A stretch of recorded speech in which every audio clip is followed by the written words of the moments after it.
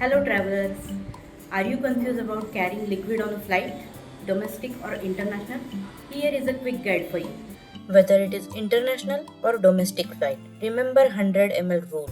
For cabin bag, the 100 ml rule applies. All liquid must be in the containers less than 100 ml per bottle and total limit is 1 liter. Place them in clear Ziploc pouch.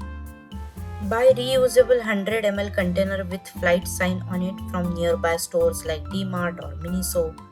Liquid includes more than just water. It can be lotion, gel, cream, toothpaste, perfumes.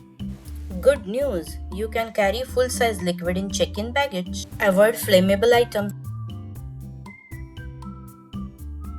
Now pack your bags and enjoy your next Travelicious trip. So friends, comments below and share this reel with your friends and family.